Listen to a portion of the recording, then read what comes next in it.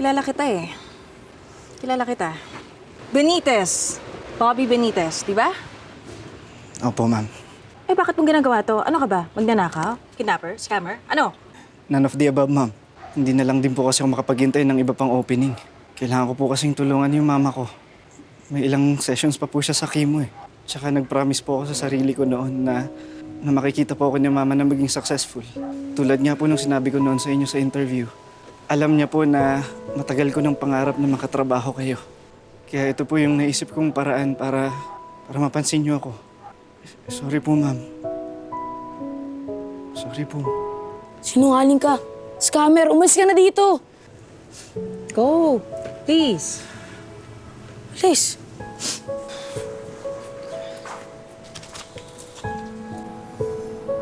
Sorry na ka. Saan po?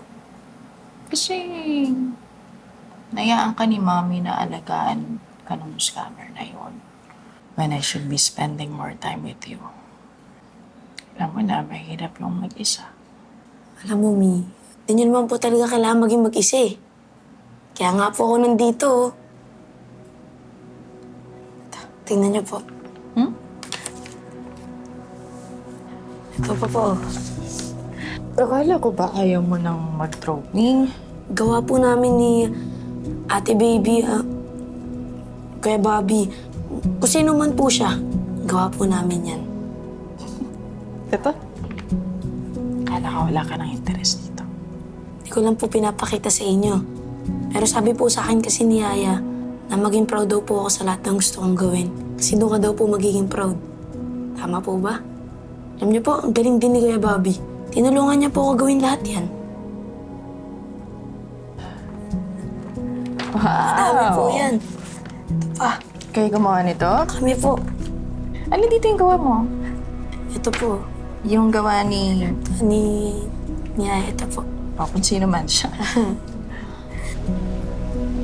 Sorry, ma. Hindi na nga rin po ako nabayaran. Tapos napornada pa yung chance ko na magkakarir kay Ma'am Kayla. Ikaw naman kasi. Sinabi ko na sa'yo na maghintay ka ng iba pang pagkakataon. Gusto ko lang naman makita na proud ka sa akin, May.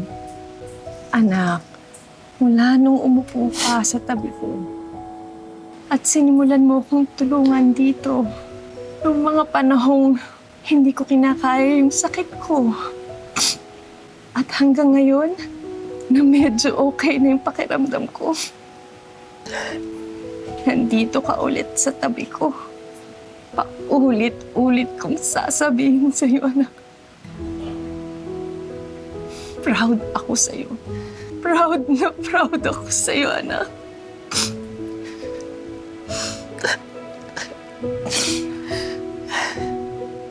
I love you, ma. I love you too, Bobby. Bobby. Baby ko.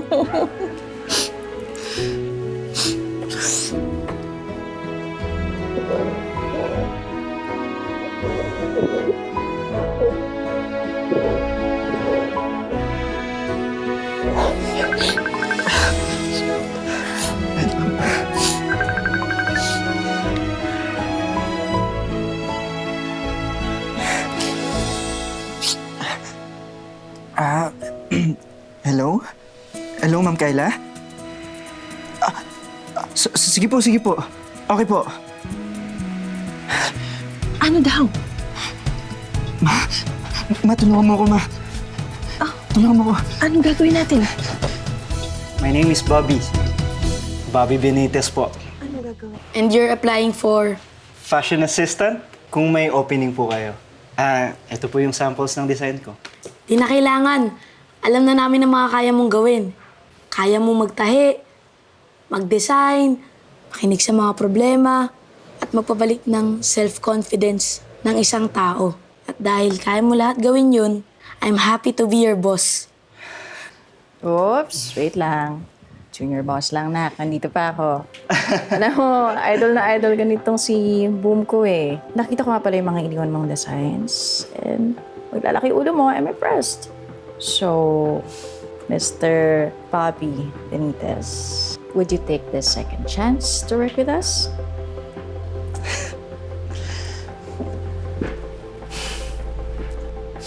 Fight, ma'am! Fight! Right! Oh, wait lang. Walang sundukan kasi hindi ko na kayang maghanap pa ng ibang yaya. Please. Wala na. Thank you, ma'am. Thank you, boss. Ay, ito nga pala, ma'am. Ito. Ayan, ito sa mga... Ganda. Oh, wow! Yeah. Ito na ba yun? Ito yun, ma'am. Alam ko ito yung design natin. Let's go. Ito ba? Ito? Ito yung mami. namin, ma'am. Gawa namin yan.